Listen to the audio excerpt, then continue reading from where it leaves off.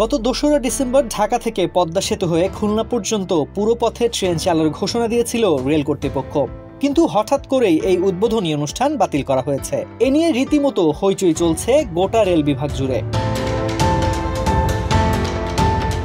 কেন ঘোষণা দিয়ে নতুন এই রেলপথ চালু সম্ভব হয়নি, এ নিয়ে প্রশ্ন উঠেছে। এ প্রশ্নের উত্তর খুঁজতে গিয়ে জানা গেছে, জনবল না থাকায় নতুন ট্রেন চালু সম্ভব হয়নি।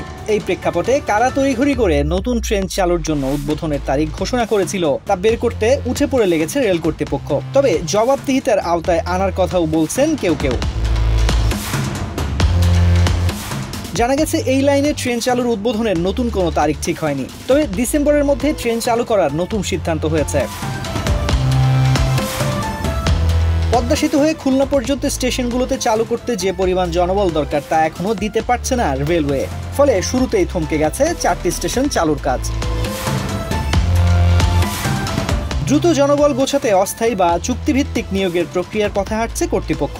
এদিকে চুক্তিভিত্তিক নিয়োগের দায়িত্ব নিয়েছে জনপ্রশাসন মন্ত্রণালয়। রেলের অভ্যন্তরীণ জটিলতার কারণে নতুন ট্রেনের জন্য চূড়ান্ত করা যাচ্ছে না সময়সূচিও।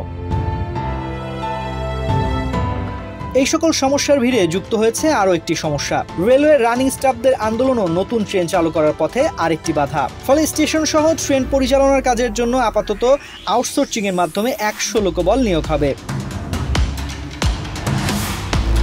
ঢাকা থেকে যশোর পর্যন্ত রেল লাইন উদ্বোধনের পর এই রুট দিয়ে খুলনা পর্যন্ত নতুন 2টি ট্রেন যুক্ত হওয়ার কথা রয়েছে। বর্তমানে পদ্মা সেতু দিয়ে 3টি আন্তনগর ট্রেন চলাচল করছে।